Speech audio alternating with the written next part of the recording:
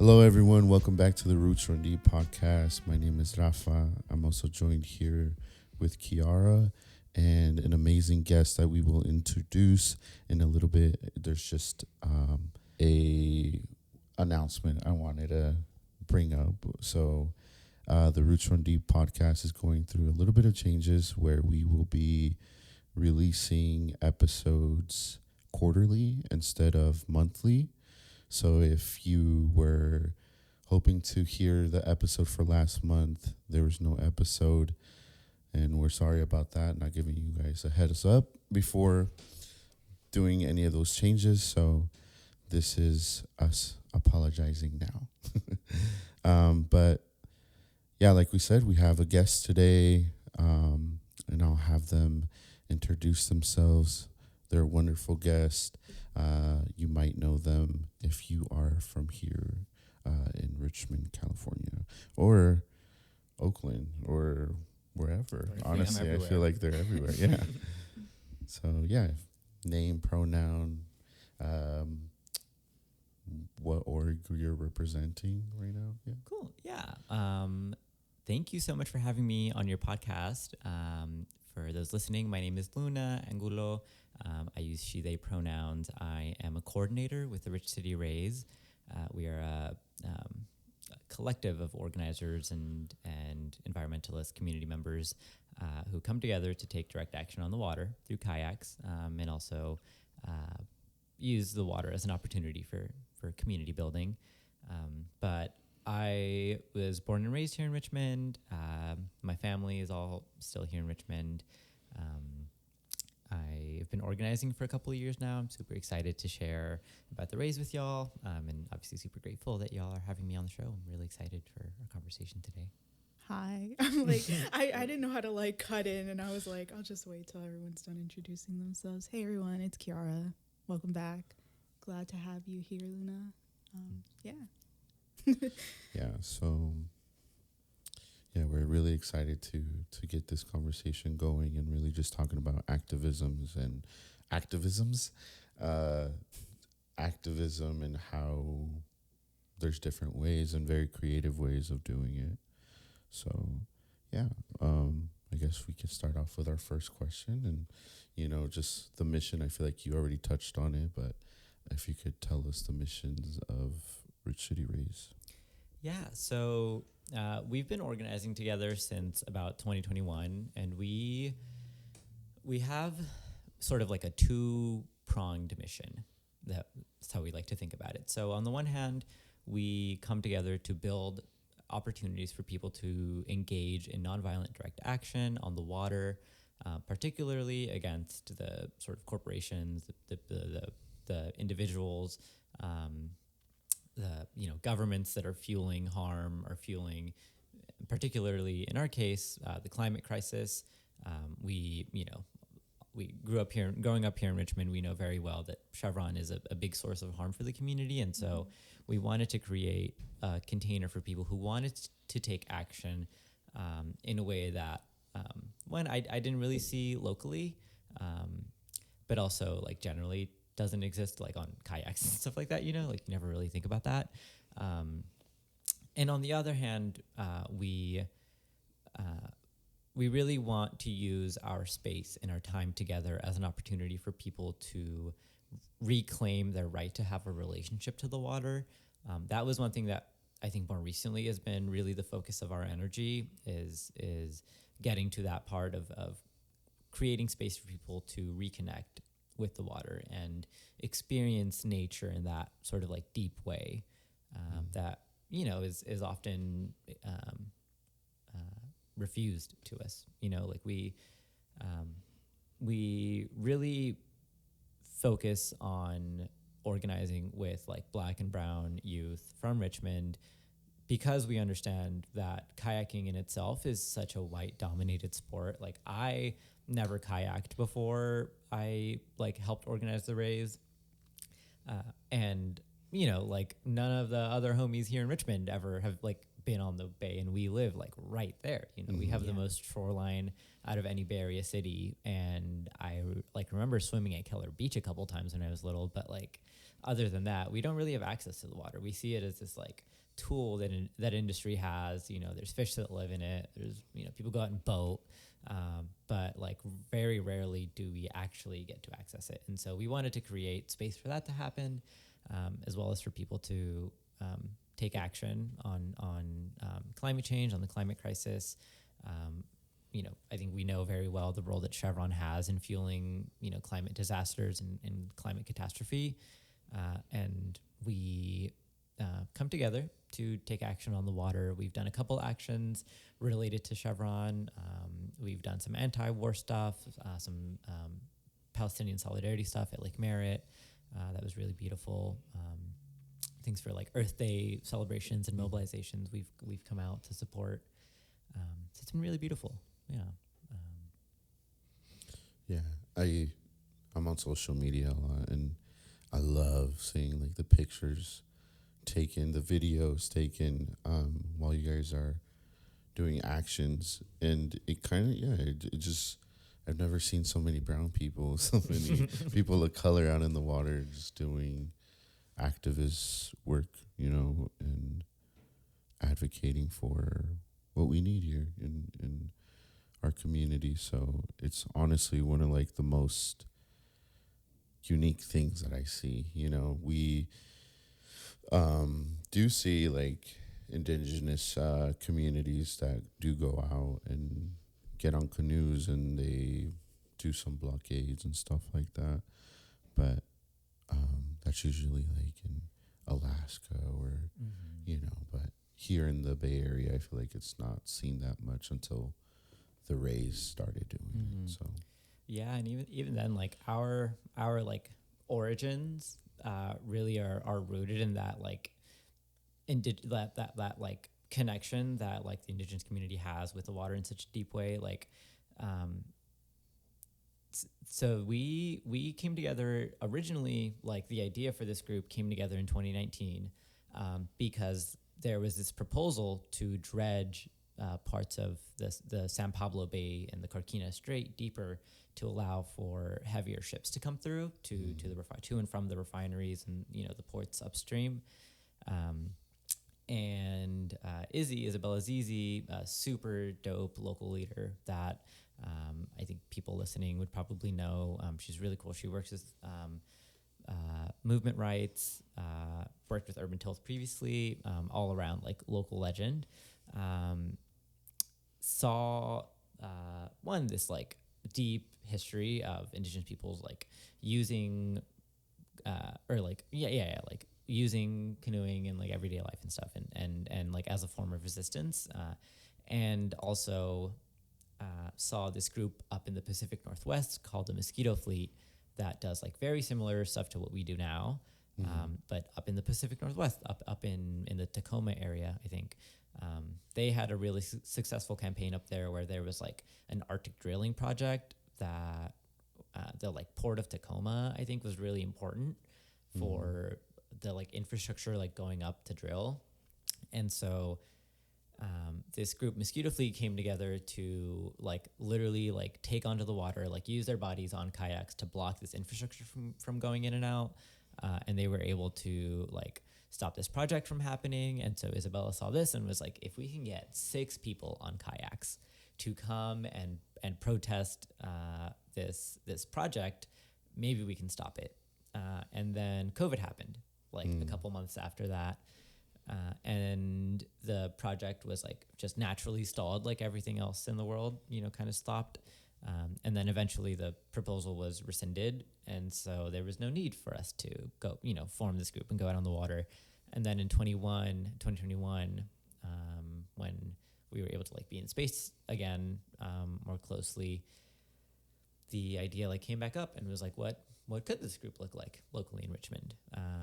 And things just went from there. We started growing in membership. We were lucky enough to partner with some local outfitters. REI used to have like an adventure center here in the marina that we would put like people through like intro to kayak trainings with. We would work with like Sea Trek out of Sausalito. They gave us a nice, they were really like on board with the mission, and so they were really helpful in helping us like be able to afford lessons and stuff. And then we started growing and growing, and now we have our own boats. We have a storage space I like to call the aquarium.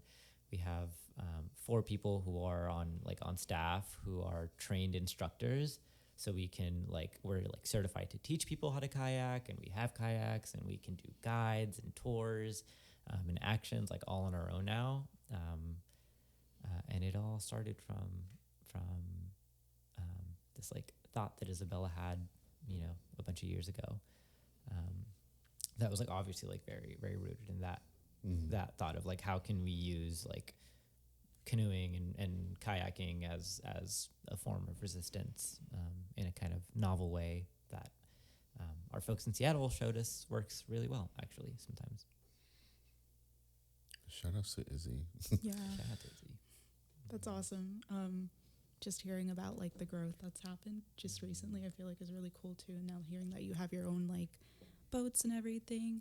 I did want to kind of like not circle back, but kind of bring back up something you mentioned earlier about like how it's kind of more of a recent, I guess, purpose or goal to like really emphasize reconnecting and like basically like giving people, like the empowerment to feel like they have that connection with the water. Just because like, I feel like I don't think this is too much of a generalization to say that like commonly Black and brown people don't have access to water, and especially like knowing how to swim. Like I say that as someone who just recently learned how to swim, I think 2 years ago. Yeah. Oh my God. So it's like I didn't grow up, having access to that, being able to like learn how to do that. And I think that's like something that maybe like, some people don't mind, but I think it's, for me, it's like always been something that I felt like really bad about, because I feel like, not just as like a leisure activity being in the water, but it's like it's a safety thing. Yeah, it's really important. And I guess I wanted to like kind of ask, because I know like I'm sure people hear about Rich City Rays and like, is swimming a requirement? I know you mentioned that you have your own boats now, but I was like, do people have to have their own kayak? Kind of like questions That's like so that. Funny. Swimming is not a requirement. We require everyone to go out on the water with a life jacket. They're called PFDs, personal flotation devices, but we know them commonly as life jackets. No one calls them life jackets like in the like industry anymore. But no, I mean, I barely know how to swim. We have a bunch of people who like barely know how to swim. We try our hardest to like make people like feel like, okay, your thing is on tight. Like I promise you, like you will not drown. Yeah. But it is really scary for people like on a kind of the first time they go out on the water, especially like, a lot of us do not really have access to water. Like I took some lessons in Mexico, like some swim lessons in Mexico when I was little, but like after that I didn't really have any use for them. So I like forgot how to swim as an adult. We try our hardest to like make people feel really comfortable on the water. Like a lot of our people who have been with us for a minute have like gone either through us or through one of our outfitting partners through a like intro to coastal kayaking training, which in that training we go over like how to do rescues, how to get out of your boat and like get back into your boat, how to like prepare for that, different types of way of like rescuing other people and rescuing yourself, so that people like have that sort of confidence. But it is really challenging for people who like have zero swimming experience to like feel comfortable being on the boat.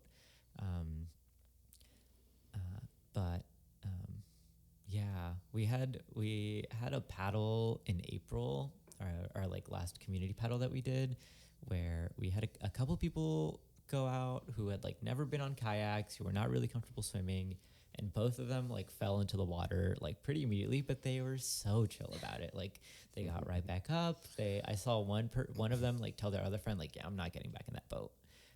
And then I went to go put something in my car and I came back and they were trying it again. Awesome. and they were getting like right in the boat, and they had a blast the rest of the time.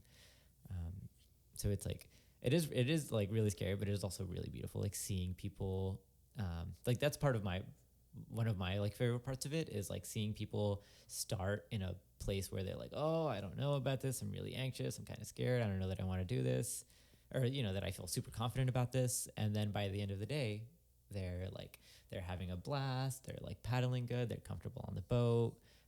And they're going on this whole trip. Like we took people from the Richmond Marina, pretty much out to like Shamata Friendship Park where that little beach is. Like just across the marina, and even that, like, I mean, it's a pretty chill paddle, but they were kind of freaked out about it, and then they had a blast. They had a blast on the way there. They had a blast on the way back, and it's like seeing that like progression in people and that confidence that they build inside is like one of my favorite parts of doing it. That's awesome. I like hearing about how like the community aspect. I feel like even like you saying that there's already people who are well involved with the rays who like don't know how to swim. I feel like it's good because I feel like so many times when like different like I guess new experiences are introduced to people, like there isn't much thought of like how that could be intimidating. It's just kind of like jump into it. I feel like hearing about how like there's more of a understanding of like, okay, this might be a little bit difficult for people, and like I found it difficult. It's like that relational aspect of it. I feel like I don't know. I just think it's really cool that it opens up a world of possibilities for people who want to like get involved with this, and like this isn't just like activism too. Like I think it's really cool because there's like a lot of joy in it. It's like a very playful way to do activism. I feel like being out on the water, reconnecting with like the earth and just like the different like natural like resources, I feel like is always like a cool way to integrate the land with the work that you're doing, and it kind of makes it less work and more like A little funner. Joyful, I guess. Yeah, and that's always really been a part of like what we want this project to be. Like I think the idea that this that like part of our mission should be this like community building aspect has always been like really central to it. Because it has to be fun, especially if it's like something that's a little scarier than usual. Like it has to be something that's fun for people. And like, I think that's what I really appreciate about, like organizing with the Rays and like bringing people out onto the water is like, I think what we've realized recently is like a lot of people who come to our paddles are there's like people who are like brand new to like activism and organizing, and people who come from like movement spaces who already have like a political home elsewhere, who will come and like be on the water with us, like either through an action or through one of our like chill community paddles, and be like, wow, that was so beautiful. Like that was such a beautiful opportunity to like do something that feels like I'm actually taking action, and it's also like really warm, like I feel really held, like I feel really like deeply in community. That was something we heard during one of our Earth Day paddles that like really felt really warm to hear, because that's like really what we want to do. I think I've been seeing more and more recently like our space in the like larger political movement as a place for joy, as a place for us to take action in a way that is like life affirming, that's not just like protecting our built environment, protecting our rights, and our right to, do things, but really like creating a space for people to take action and feel like wow, like that was also like a really fun thing that we just did, like I just got to I'm like hanging out with the homies out on the water, and we're like raising this banner and yelling at people, but we're with the homies and it's chill. Definitely. I think it's beautiful, the way, there's more interaction with a natural element that's can be scary, sometimes can be portrayed as something that's bad, the ocean, I feel like, or even the bay, there's a lot of fear within it. There's people who really have that disconnect with one of the natural elements that we're we're surrounded by, you know. Yeah.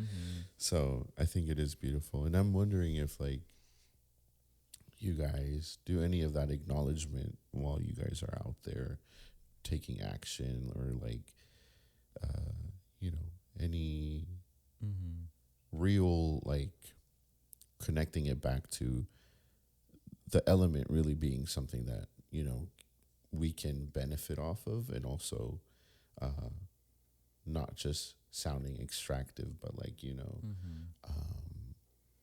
making that connection, that relationship. Yeah. I mean, I think first and foremost, like we really have to have like respect for the water when we're out there. Like, you know, not only like respect as like, you know, we're like mutually like living beings, but like the water can be really dangerous. Yeah. If folks aren't like taking it serious, you know, like taking your own safety serious, taking other people's safety serious.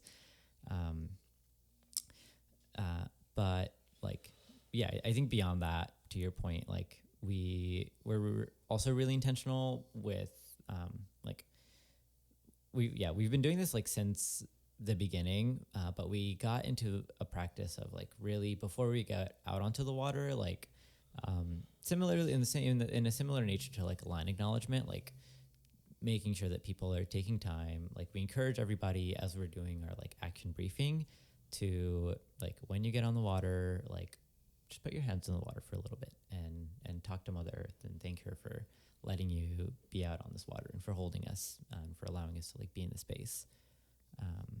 And like, yeah, like really be intentional with having folks connect and understand that our role like out in the water is like beyond just having fun. Like we are there as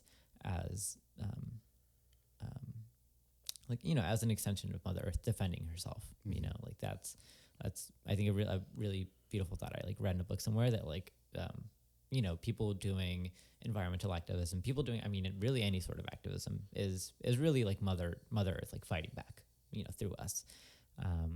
And like, I try to hold that thought in my head and share that with people. Did that get to No, it? yeah.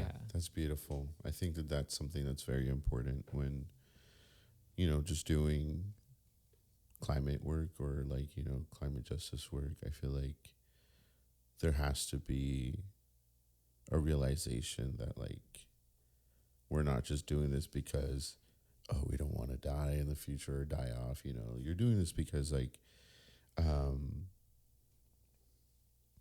you're trying to do something for Mother Earth, and I feel like it's important for people to acknowledge that and also connect it with future generations being able to experience something as beautiful as kayaking, you know. And I feel like that's something that I feel like should be seen, you know, acknowledged. Yeah, and I think like also the way that like a bunch of different like oppressive systems interact with the water really makes a lot of opportunities for us to like make that connections with other groups, you know, like whether it's folks who are looking to like stop arms from being shipped to like Palestine and stuff, through the port that like want to come and like activate, or, you know, it's like people like our friends at the Point Malate Alliance who are fighting to like protect Point Malate as a public park and have that be developed into something that the community deserves. Like, you know, they also kind of see an opportunity to like tap into the work through like kayaking and you know, I think even in the kind of larger fight to like decommodify land and water, like there's so much like overlap there, of just like, you know, part of like why we go out is you know, even if it's not like explicitly mentioned, is like to have people like build this bond with the water, so that it like, I feel like in many ways like that's kind of like the first step is like connecting with the water to like to then understand like, oh, this is like, this is something that we should be taken care of, you know, even for people who don't have that like longer philosophy of like, we are Mother Earth and Mother Earth is us. Like, I think like going into the water just in itself is a beautiful opportunity for people to like spark that thought of like, oh, I'm in deep nature. You know, this isn't just like, you know, like backyard. I mean, it is my backyard, but it's like, it feels like so much larger when you're on the water. Yeah. And it's like, I've noticed recently, like, when you like, or just the feeling that like when I am out on the water, it feels very similar to like when I'm backpacking and I'm like out in nature, like in deep wilderness, like kind of immediately, it's like you get on the water, especially like when you're kayaking around like Point Malate and like Red Rock and stuff and Point Pinole. It's just like, it's really easy to feel like deeply immersed by nature when you're out on the water, especially when there's like seals that are coming up to you, and sometimes we actually do sea rays in Alameda. That's been really cool. Yeah. Wow. But like, yeah, the seals love to come out. Are they seals or sea lions? I always get them confused. Oh my gosh. The sea lions are the really big ones, right? The ones that are like in San Francisco. The difference is like in the ears, I believe. Oh. It's One like, has ears. it's there's like ears, and then the other one I think it's just like holes essentially or something, or like it's like in the head is like how you can differentiate them. It's Nice. like, I've learned so many times and I always forget. I know. I think sea lions are more cuter or something. Sea lions are the cuter ones. Okay, then we see sea lions. Yeah. But yeah, I think that's really cool. And you mentioned that there's community paddle days and then like actual actions. Mm-hmm. What is it like? I'm pretty sure there's a big difference, but is there still like EJ stuff being mentioned while doing community paddles? Yeah. I mean, like we you know me, we get any chance that we get to yap to people about, ways to plug in and like where they, where people can be actually helping build towards a future where more, a more just future like we do. But we started doing these like community paddles as a way of just like inviting people to come and like just do chill stuff with us, just do something that's just like, you don't need to raise a banner, you don't need to like be ready to like run from the police or the Coast Guard or anything. Like, we're gonna go out in the Berkeley Marina and the Richmond Marina and just like go for a chill paddle. And it's, it's also an opportunity while we're on land and while we're on the water to talk to people about like our principles, to talk to people about what it is that we're fighting for. We did chill, it was kind of chill, community paddle from the Richmond Marina to the Levin Terminal, where they are still shipping coal out of to this day, and that was like meant to be like a chill paddle, but also like create this opportunity for folks to like learn a little bit about the coal industry in Richmond, and like connect, like give people a larger perspective of like the fossil fuel industry here in Richmond. That it's like oftentimes people hear a lot about the refinery and there's like a lot of opportunities to take action at the refinery. But like, I think there's been a lot more like silence around things like the Levin Terminal, because, they are scheduled to phase out fossil fuel or to phase out coal exports by next year. But, that doesn't mean that they stopped. They're still shipping out coal. Yeah. There's still the question of like, are they going to transition to just some other sort of extractive industry? Are they going to like, I know for a while they wanted to like switch to exporting wood pellets, for like quote unquote more natural energy. But even then, like that process is still really like extractive, and really harmful for like forests and the health of the like natural biome. But yeah, anyway, so we wanted to like take people out to like have a chill paddle, but also like get an opportunity to do a little bit of education, for people. Even just like on the land, we did our second paddle in April was for Earth Day. We went out to Lagunitas Creek with about 20, 30 people, and did a couple of tours. It was a paddle we did in partnership with We Prophecy, and they do, I think they're based out of Colombia, but they do like wetland advocacy around the world. I think they have like some local organizing that they do in California, But that was also like a really chill paddle where we like had people go out and like just like ride on kayaks, go on tours. But also like we had Laura from We Prophecy come and talk to people about like the threats to wetlands in California. Talk to us about some like really beautiful projects, some transformative projects for local wetlands. And I think that part of Lagunitas Creek where we were had actually been restored in the last like few years. So it was really also like a beautiful opportunity to see, what that restoration looks like in action, like what, what now is a beautiful resource for us to, paddle on, actually needed to be like heavily, what's the word, restored. Yeah. I want to start transitioning more into, lighter things that make us feel empowered or, just, I guess my next question would be kind of like, what's one of your uh, highlights of working with Rich City Rays, or even one of like the most empowering moments that you've experienced in the Rays? With the race so far,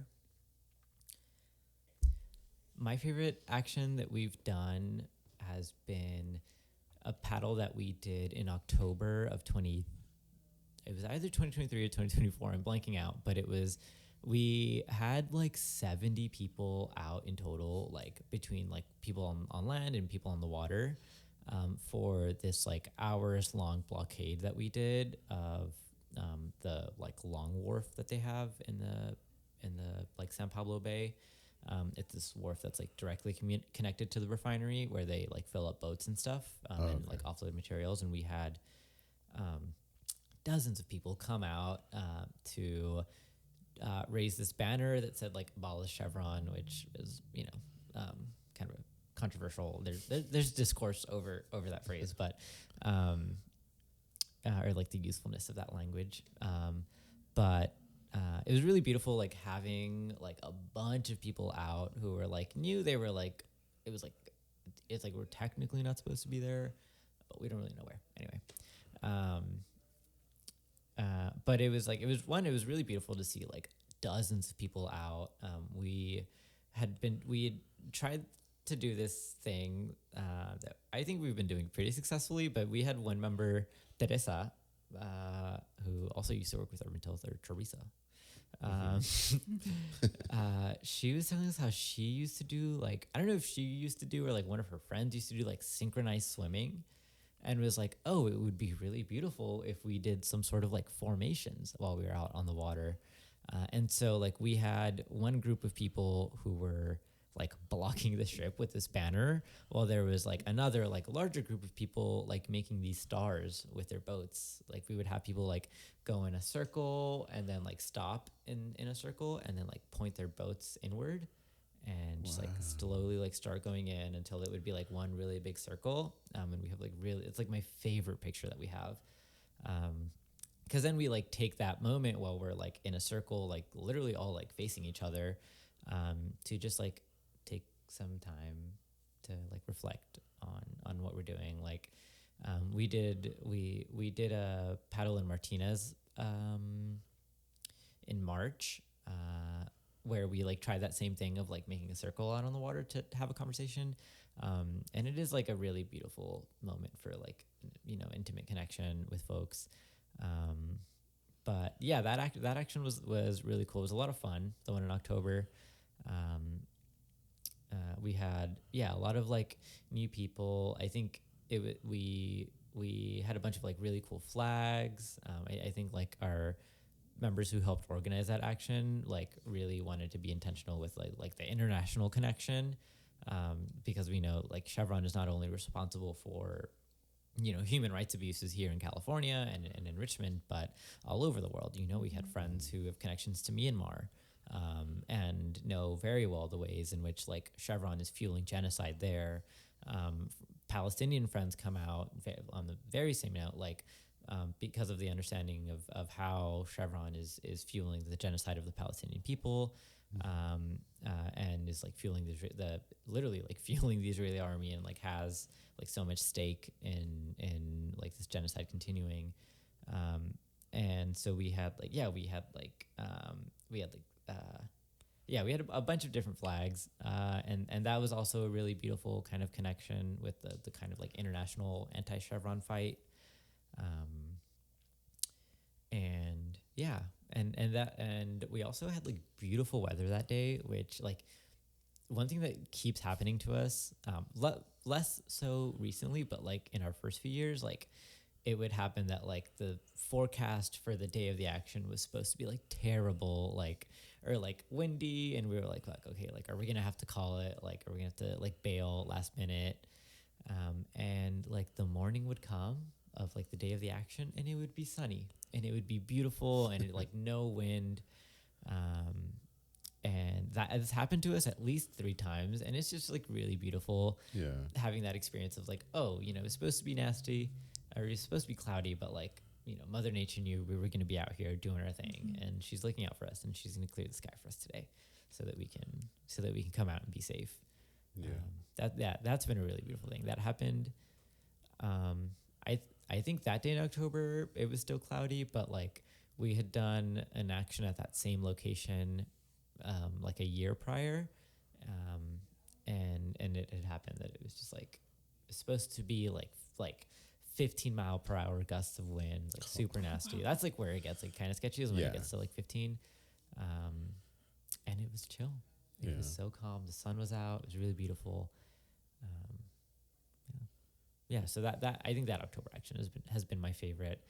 And then that and we've been doing like BIPOC paddles more recently. We've had 3 so far. And those are, I mean, like exactly what it sounds like. It's like we like our outreach for that is like exclusive to like invite like Black and brown folks to come out and like be in community on the water. And we've had a lot of like new people come for those who've like never been on boats before. And I think those are like partially my like favorite thing that we do now, is those BIPOC paddles. Especially because like, you know, we strive to like create opportunities for like Black and brown youth in general to like be on the water more. But like to have that like explicit invitation for folks to like come out and like be brown on the water together, you know, like and like not have to like deal with these like lighthearted microaggressions that like come out of people sometimes. It's just like really beautiful.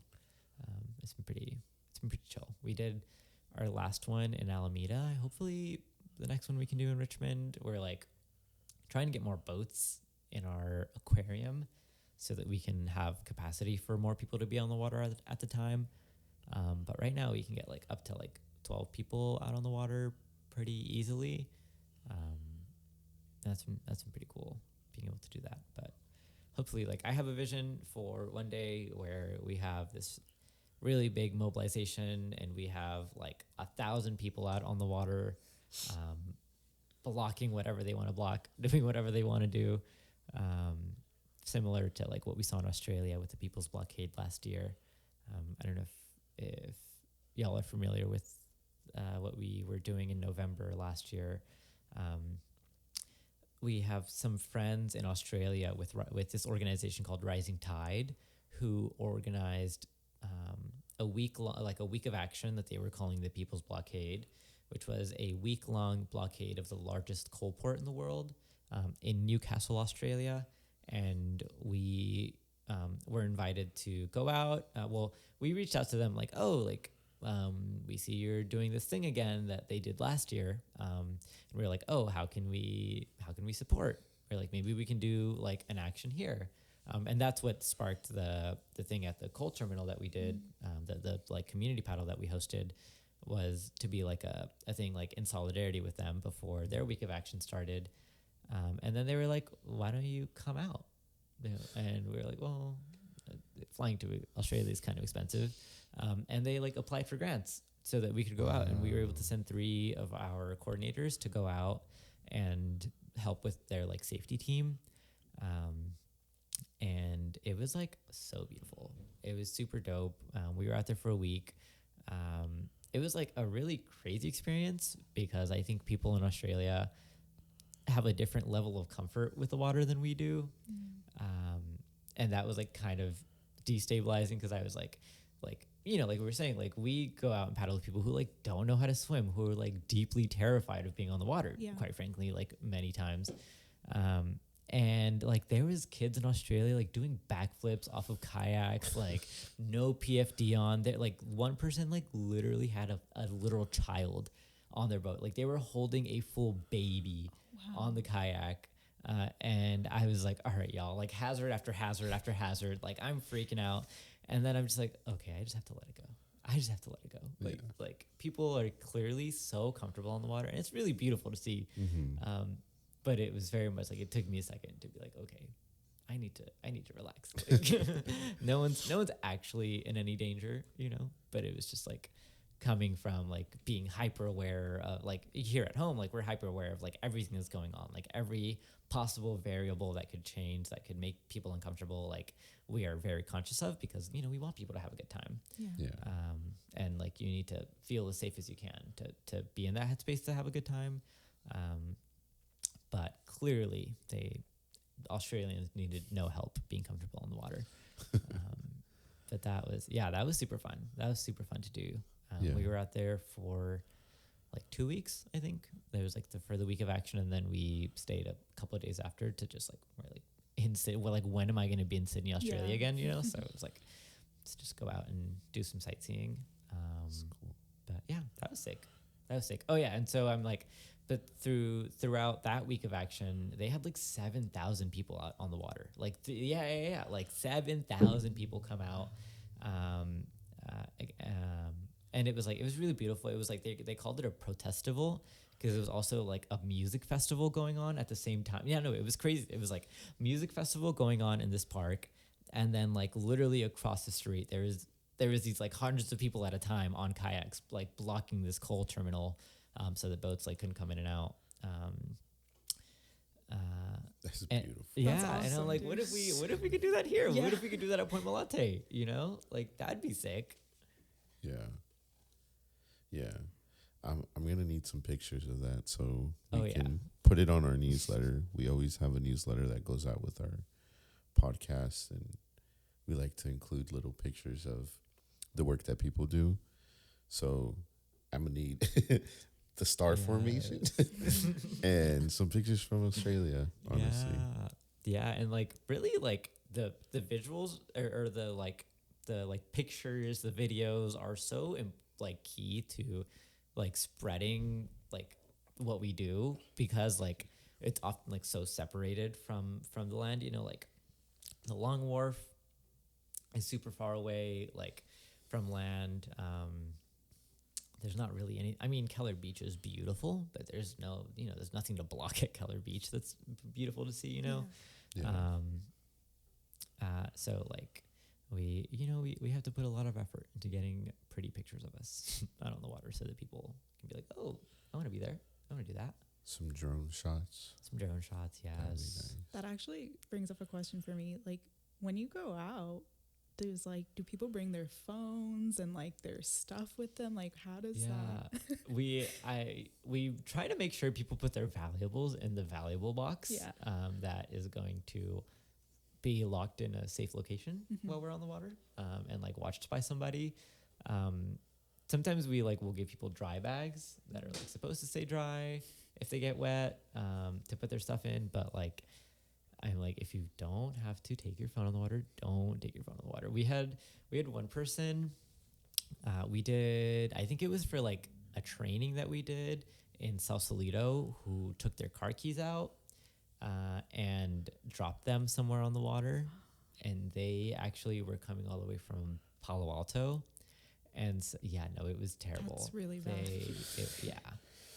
And they had to like have someone like give them a ride to Palo Alto, and they like grabbed their like wives' spare, like went back. It was a whole mess.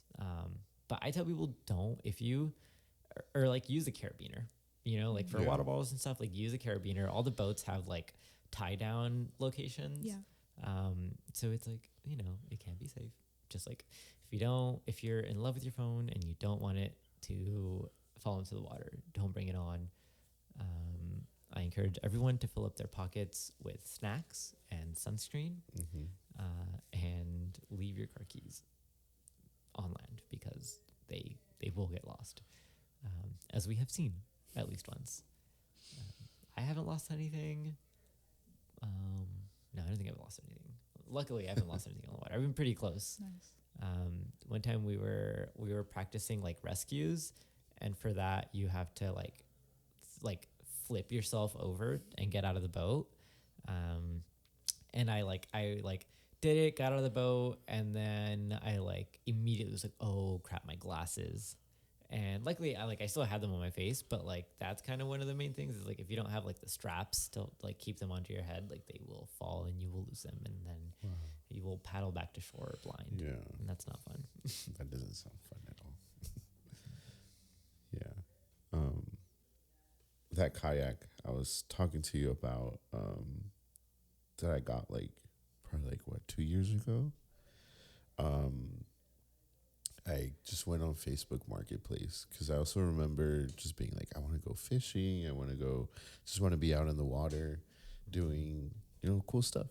Reconnecting with things like you mentioned earlier that, are not very accessible to our community. Sometimes trying to get people to engage, my homies. I'm like, we should get kayaks, They're like, nah, that's some white people shit, And I feel that mentality that my homeboy had really pushed me to be like, nah, I could get a kayak. Watch me. So I went on Facebook Marketplace, and I got a kayak for about $200, and it's a Lifetime. I think that's the name of the brand. They also make tables. the plastic table. Yeah. So that's so funny. They make kayaks and tables. Yeah, it's the plastic that they use for the tables, they use for the kayaks. Yeah, that was similarly part of the what got us to start actually buying our own boats and storing them is the desire of just I just want to take the homies out on the water for cheap, and it's I think that was the vision that I had years ago, that I was oh, this is why, that I'm just now remembering oh, this is why I want to dive into this, is because I see an opportunity for us to build this container to just take people out on the water for free to cheap, in ways that otherwise we wouldn't, like I was saying earlier, we all grew up in Richmond. Not once was I ever on this water. And it's the same for all the homies, because it's super expensive. I think even Sea-Track charges $200 plus to rent out a kayak just to go take it out for a couple hours. And no one's going to do that. I don't have $200 to just spend on a 2 hours kayaking. And it was okay, if we can have our own boats and be able to train people and take them out, then we can make space for kids like us to go out on the water and have fun. And not, I say kids I'm not 20, I'm not freshly 25. I feel it. We create space for people to go out on the water for cheap, for free. And now we have our own boat. So if y'all have homies who want to come out on the water for free or for cheap, no one turn away for lack of funds. Look up Rich City Raise on Instagram or richcityraise.org, and you'll find how to tap in. We have regular community paddles. We do I've shifted to doing seasonal gatherings instead of monthly meetings, similar to your seasonal podcast release, just so it's a little lighter on folks. It's a little more celebrated, cherished when it's a little scarce. But yeah, we really I think that at the end of the day was what it was yes, we want to build this opportunity for people to engage in direct action, and also just be on the water with the homies, just create opportunities to build community, especially because through kayaking, because it is such a white dominated sport, and we're okay, we need to do something about this narrative, that brown people don't have a place on the water. We've been like Black and brown people have been in deep connection to the water for generations, for so long, and it is like it's like literally the same systems that are fueling these companies like burning the planet that created these conditions where today most of us are so separated from the water. And yeah, I think like being out on the water in this context where like we're told that we don't have a place on the water like is in itself a really powerful like act of resistance. Um, and yeah, that's why we organized to get the homies out on the water, either through community paddles or through actions if folks want to do that stuff. But yeah. Yeah. All right. Before we close out the podcast, I was wondering if you had anything to plug in for the Rich City Rays, any upcoming events. Yeah, we have a lot of excited stuff planned for the rest of the year. I would tell people looking us up on Instagram at Rich City Rays is the best way to keep up on paddles as they come up and events. The big thing I'm really excited for is our fall action camp that we are organizing for October. We're really inspired by our friends in Australia and how the People's Blockade kind of looked. And so this October, we're organizing an action camp where there will be opportunities for people to learn through like workshops and discussions, different sorts of like hard skills when it comes to planning actions, planning campaigns, talking to media, things like that, that we're going to be hosting mid-October, probably at Point Malate or some local park. That's still TBD, but that's really a really exciting thing that we have coming up. We're hoping that that weekend long action camp is an opportunity for folks to like learn a lot of valuable skills, but also like connect with other people, spark interest in people, to hopefully take these skills out into the world, out into the water, and use these skills that we're developing together to fight the good fight, you know, whether it's Chevron, whether it's the state of California, whether it's the federal government. We want people to really feel, I think this is a time where we really have to all be taking action as much as we can, as often as we can, as powerfully as we can. And we want to contribute to helping like create conditions for people to have the skills, or at least feel that they are confident in you know, that they can go out and take action and be safe, and you know, do something about the anxiety that everybody's feeling. So I would tell folks, look out for that action camp. That's going to be happening in October. We're going to be doing promo for that soon. And besides that, follow us on Instagram, so you can keep in touch, come out. I think we're doing a community paddle in June, if not earlier. So yeah, reach out. If you have rich friends, tell them to donate to us. We are also very broke. And yeah, if you have gear to donate, also let us know. All your gear obviously goes to a good cause. So yeah, reach out to us at richcityrays@gmail.com, or richcityrays.org, and you can find how to get in contact with us. If you are an org that wants to do some sort of like partner paddle together, we also do have like capacity to do that stuff. So let us know. Yeah. And thanks again, Rafa, for having us on the podcast. This has been a super beautiful experience. Of course, and thank you. We will be adding all the links to their socials and ways you can contact the Rich City Rays down below in the description if you're on YouTube. And if you are a Spotify listener, there's also going to be a newsletter that goes out, and hopefully you're a part of that, and all of that information will be there too. Thank you for tuning in.